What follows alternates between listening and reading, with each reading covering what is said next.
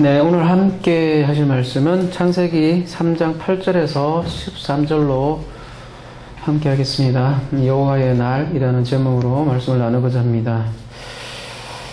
그들이 그날 바람이 불 때에 동산에 거니시는 여호와 하나님의 소리를 듣고 아담과 그의 아내가 여호와 하나님의 낯을 피하여 동산 나무 사이에 숨은지라.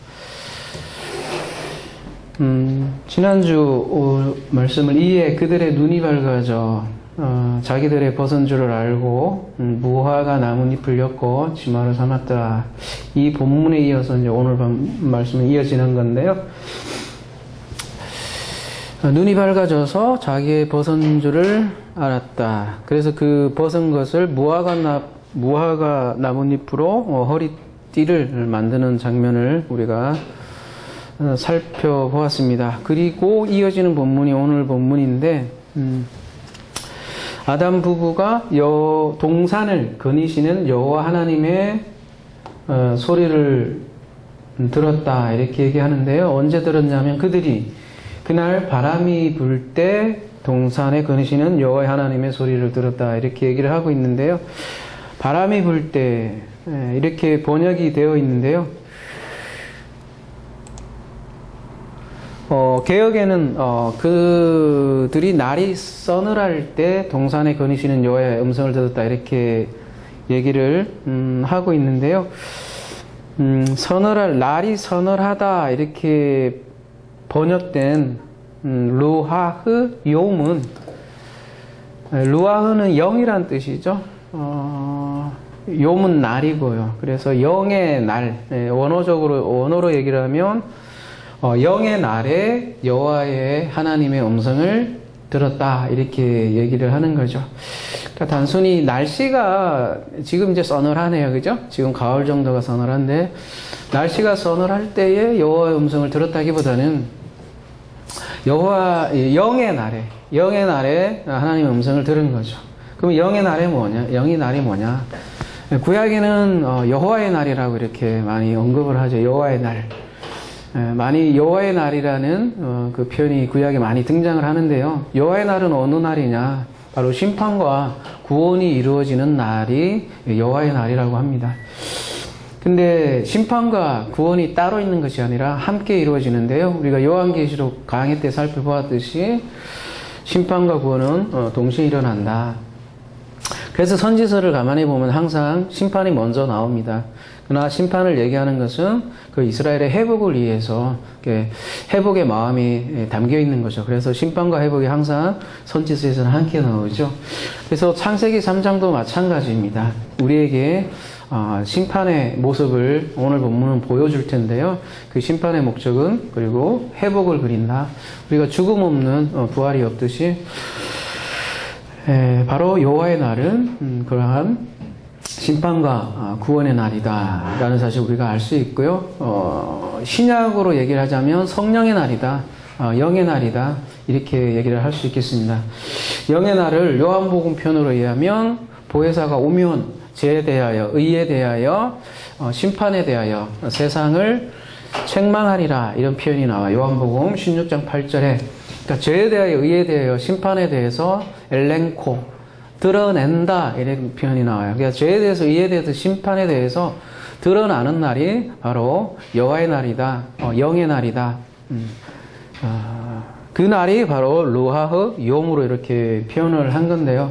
상당히 번역은 목가적으로 이렇게 번역을 해서 우리가 그래서 좀 더 의무적으로 들어가야 될 것 같아요. 단순히 그냥 이렇게 표현을 본다면 그냥 날씨가 서늘할 때 하나님의 음성을 들었다 그렇게밖에 이해를 못할 것 같아요. 아담과 아내가 여호와 하나님의 낯을 피하여 동산 나무 사이에 숨었다 이런 표현이 나와요. 무화과 나뭇잎을 엮어서 허리띠를 만들었는데 그 허리띠로는 수치를 가리지 못한다는 거죠. 그래서 이 선악과로 인한 결과죠. 근데 이 선악과는 말하자면 수치를 발견한다. 수치를 발견한다는 것은 죄를 발견한다는 거죠. 그 죄는 두려움을 낳고 그 두려움으로 인해서 지금 동산나무 사이에 숨은 거죠. 그래서 9절 여호와 하나님이 아담을 부르시며 그에게 이르시되 내가 어디 있느냐. 하나님이 아담에게 물어요. 내가 어디 있느냐. 그러니까 네가 무엇을 하였느냐 이렇게 묻지 않고 내가 어디 있느냐. 물론 어디 있는지 몰라서 묻는 건 아니겠죠. 그가 서 있는 위치를 묻는 거겠죠. 아담은 어디에 서 있냐면 지금 선악지식 나무 아래에 있다라는 거죠. 그 자신이 취한 그 나무 아래에 지금 서 있고요. 10절 이르되 내가 동산에서 하나님의 소리를 듣고 내가 벗었으므로 두려워하여 숨었나이다. 선악과를 취해서 이제 자기가 벗은 줄을 발견하고 나뭇잎으로 허리띠를 둘렀는데 여전히 벗은 모습이죠. 수치를 가리지 못한 거죠. 죄이죠, 죄. 여호와의 날에는 죄가 드러나는 모습인데요. 그래서 11절에 이르시되 누가 너의 벗었음을 내게 알렸느냐 내가 내게 먹지 말라 명한 그 나무 열매를 내가 먹었느냐. 내게 알렸느냐 이렇게 번역되어 있는 이 나가드라는 단어인데 폭로하다라는 단어예요. 나가드. 누가 너에게 벗었음을 폭로했느냐. 그러니까 네가 먹지 말라 명한 그 열매 나무를 네가 먹었느냐. 즉 선악지식 나무는 벗었음을 폭로한다는 거죠. 그러니까 이 나무가 여러분 우리가 단순히 저기 동산의 나무가 아니라고 했습니다. 그 나무를 통해서 우리에게 알려주는 것은 결국은 우리 신약의 눈으로 보면 선악지식 나무는 우리의 율법을 뜻한다고 그랬죠. 그래서 율법은 죄를 폭로한다, 드러낸다, 고발한다 라는 사실을 우리가 알려주죠. 율법으로는 죄를 깨닫게 된다는 거죠. 지금 아담은 우리의 대표로 지금 나오는데요. 그래서 로마서 3장 20절에는 이렇게 주회를 해요. 이렇게 얘기를 해요.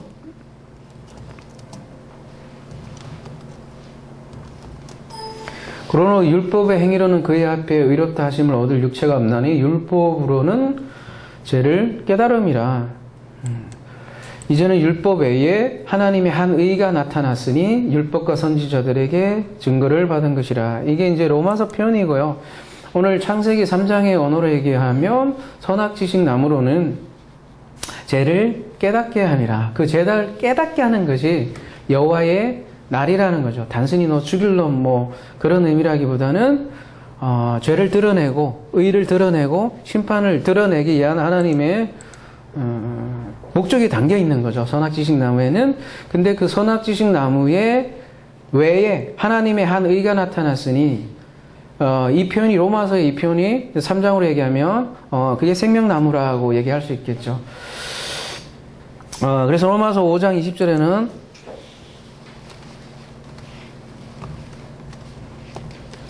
율법이 들어온 것은 범죄를 더하게 하려 함이라. 그러나 죄가 더한 곳에 은혜가 더욱 넘쳤나니. 지금 죄의 모습을 보여주잖아요. 그죠? 아담 부부가. 근데 그 죄를 통해서 결국 하나님의 은혜를 보여주기 위한 내용이에요. 창세기 3장이. 그래서 창세기 3장이 마지막도 하나님의 은혜로 마무리가 됩니다. 그래서 죄가 더한 곳에 은혜가 더욱 넘친다. 율법으로 눈이 밝으면 죄는 살아난다. 그래서 사도 바울의 고백도 이렇게 고백을 하죠. 전에 율법을 깨닫지 못할 때는 내가 살았더니 계명의 이름에 죄는 살아나고 오히려 율법으로 인해서 죄는 살아나고 나는 죽었도다. 그러니까 생명의 7장 24절에 그래서 오라 나는 공고한 사람이다. 이 사망의 몸에서 누가 나를 건져내라. 율법이 이러한 역할을 한다는 거죠. 지금 여호와의 날이에요. 여호와의 날에 죄에 대해서 드러나는 것인데요.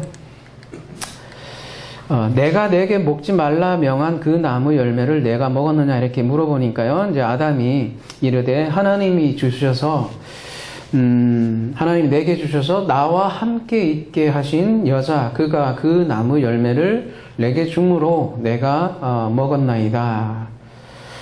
언뜻 보면 당신이 주신 그 여자가 나한테 열매를 주었기 때문에 내가 먹었습니다. 하나님을 원망하는 것처럼 느껴져요. 어떻게 보면, 그죠? 하나님이 나에게 준 그 여자 때문에 내가 이 열매를 먹었습니다. 그렇게 원망처럼 보이는데, 우리가 앞에도 살펴보았듯이, 남자가 선악과를 먹은 이유가, 여자와 남편은 하나이기 때문이라는 사실 우리가 앞절에서 살펴보았죠. 둘이는 뗄래야 뗄 수 없는 하나죠. 그래서 창세기 2장의 문맥하고 같이 와야 될 것은 창세기 2장에서는 여자를 남자가 뼈 중에 뼈요 살 중에 살이라고 그랬어요. 그래서 사도 바울은 그 관계를 그리스도와 교회 관계로 얘기를 하고 있죠. 그래서 그리스도와 교회의 비밀을 창세기 2장에서는 얘기를 하고 있는데 그러면 창세기 3장은 그 관계가 아니냐. 똑같이 창세기 3장도 그리스도와 교회 관계라는 거죠. 그래서 그 연속석상에서 볼 때 이게 단순히 원망인가 다른 측면으로 우리가 볼 수 있다라는 거죠. 우리가 로마서에 보면 이런 말씀이 나와요. 그러나 아담으로부터 모세까지 아담의 범죄와 같은 죄를 짓지 아니한 자들까지도 사망의 왕노릇 하였나니 아담은 오실 자의 모형입니다. 이렇게 얘기를 하고 있어요. 그러니까 아담이 그리스도의 모형이다. 이렇게 로마서 5장 14절에 이렇게 얘기하고 있는데요. 범죄한 아담이 어떻게 그리스도의 모형이 될 수 있을까? 우리는 이러한 질문을 할 수 있을 것 같아요. 근데요, 우리가 지난주에도 말씀드렸는데, 다윗도 마찬가지예요. 다윗도 사실 그리스도의 모형이다, 그렇게 얘기하잖아요. 근데 그러한 다윗이 보면, 밧세바와 가는 사건이 있기도 하고, 그렇잖아요. 모세도 마찬가지입니다. 모세도 그리스도의 모형으로 그려지고 있는데, 중간에 보면 살인하는 자로도 나오고, 그렇단 말이죠. 그래서 성경의 인물을 가만히 보면, 우리 인간을 대표하기도 하고, 또 우리 그리스도를 닮기도 한 이중적인 모습으로 그려지고 있더라는 거죠. 그래서 아담도 마찬가지입니다. 우리 연약한 인간을 대표하기도 하고 그리스도의 모형으로도 등장을 하는데요.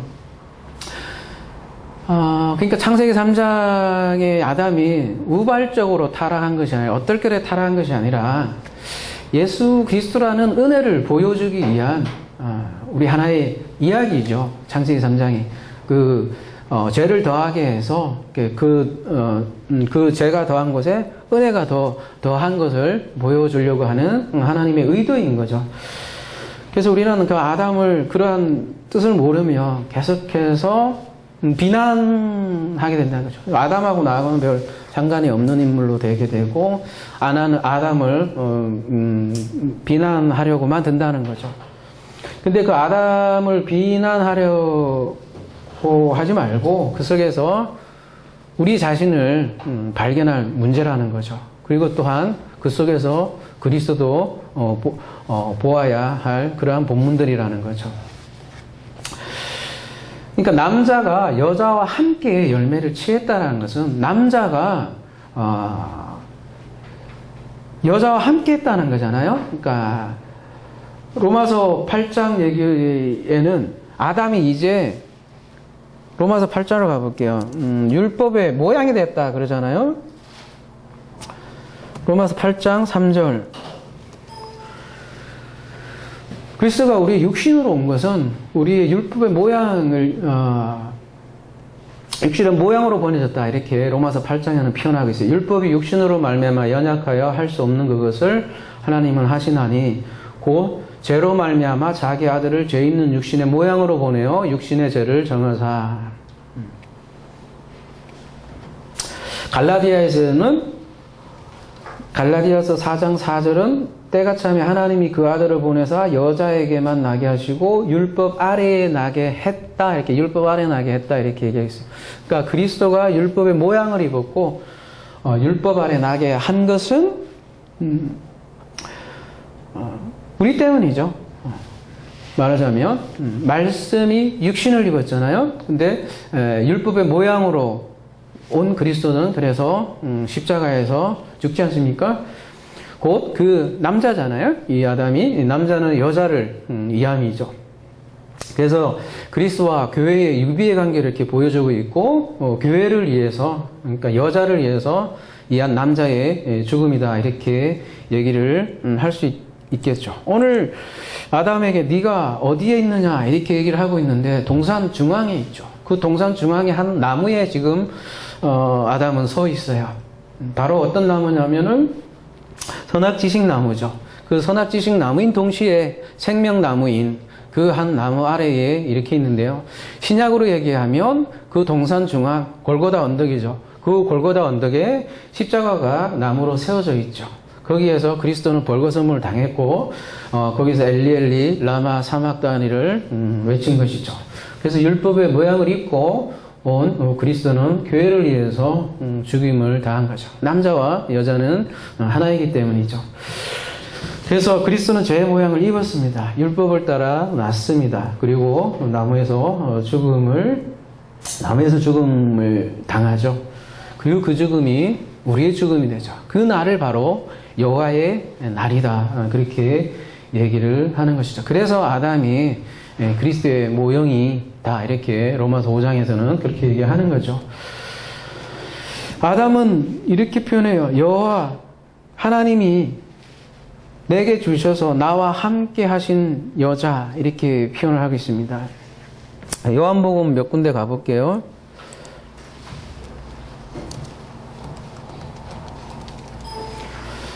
나를 보내신 이의 뜻은 내게 주신 자 중에 내게 주셨다, 이렇게 표현해요. 교회를, 그러니까 우리 성도들을 내게 주신 자 중에 내가 하나도 잃어버리지 아니하고 마지막 날에는 다시 살리는 이것이니라. 말하자면 남편 된 그리스도죠. 세상 중에 내게 주신 사람들에게 내게 주었다라는 말을 계속 표현을 해요. 그죠?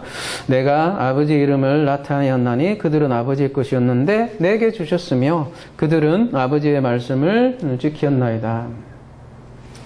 조금 더 가서 9절에 가보면 내가 그들을 이해하여 비옵나니 내가 비옵는 것은 세상을 이해함이 아니요 내게 주신 자들을 이해함입니다. 이렇게 얘기를 하고 있고요. 표현들이 굉장히 많아요. 24절 가볼게요. 아버지여 내게 주신 자도 나 있는 곳에 나와 함께 있어 아버지께서 창세 전부터 나를 사랑하심으로 내게 주신 나의 영광을 그들로 보게 하기를 원하나이다. 마지막으로요. 요한복음 18장 9절 이는 아버지께서 내게 주신 자 중에서 하나도 잃지 아니하셨사옵나이다 하신 말씀을 응하게 하려 함이라.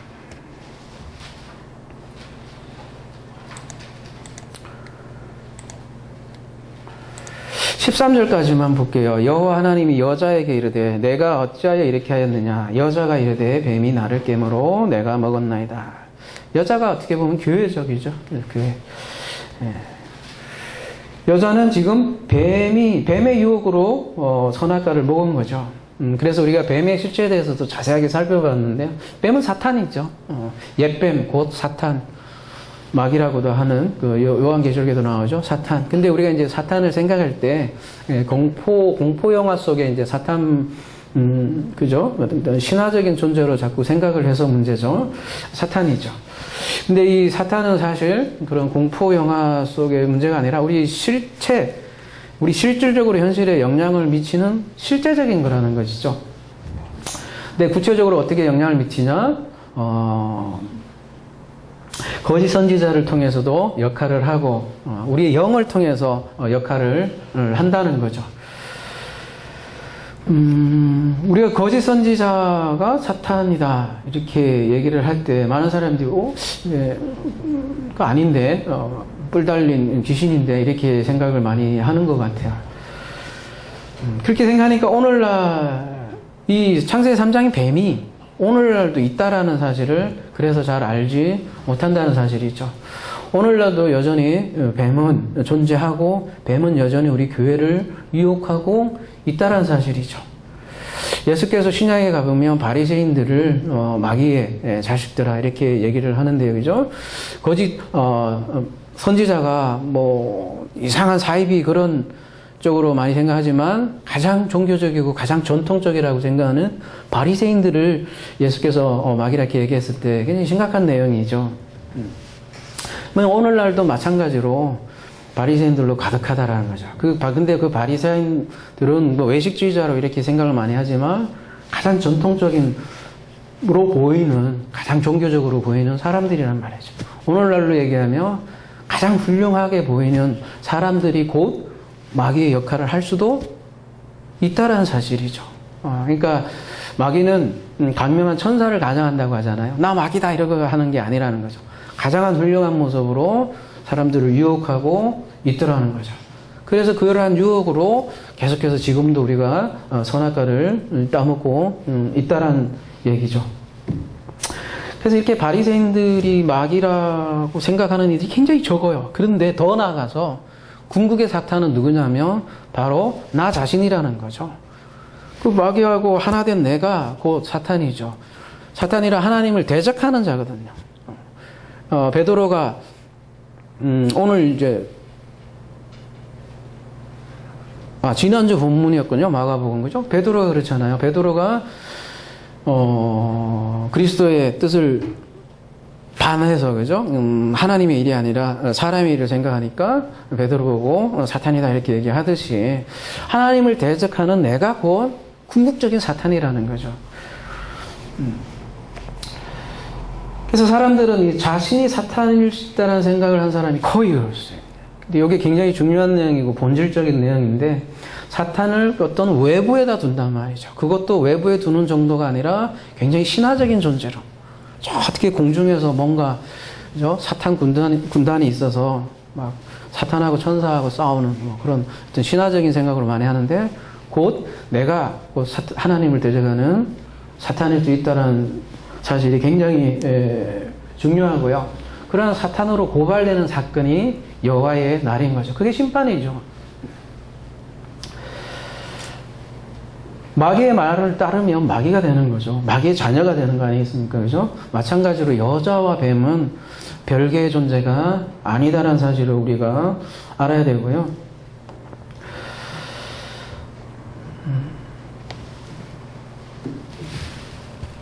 바리새인들에게 예수께서 뱀의 후손아, 그러니까 뱀의 자녀들아, 뱀의 새끼들아, 독사의 자식들아 이렇게 얘기를 하잖아요. 그죠? 오늘 창세기 3장에서는 뱀의 후손이 이제 다음 주에 볼 건데요. 후손이 등장을 한다는 거죠. 여자의 후손과 뱀의 후손이 등장을 하는데 결국 뱀의 후손은 여자의 후손에 의해서 이제 머리가 뱀의 후손이 머리가 상해질 것이다. 그러한 뒤에 내용이 나오죠. 그리스도에 의해서 이 뱀의 머리가 상해지는 것이죠. 그리스도에 의해서 나라는 뱀이죠. 나라는 뱀. 이 나라고 할 때는 나도 나 나름인데 그죠? 거짓 나잖아요. 가짜 나잖아요. 아니면 옛사람이다, 옛자다 여러 가지로 표현할 수 있는데 거짓 내가 고발되죠. 그 거짓 내가 사탄이 쫓겨날 때 하나님 나라가 임했다, 천국이 도래했다 이렇게 얘기를 하지 않습니까? 그러니까 오늘 본문에서 아우 쟤네들 왜 저랬어, 왜 저렇게 핑계대고 뭐 내가 안 했다고 이렇게 본다면 나 자신을 보지 못할 거예요. 그러나 오늘 본문에서 나를 보게 되면 오늘 본문은 우리의 인류의 자아상을 보여준다는 거죠. 우리 모든 인류는 그리스도가 필요하다, 하나님의 은혜가 필요하다는 사실을 오늘 본문을 통해서 우리는 알 수 있고요.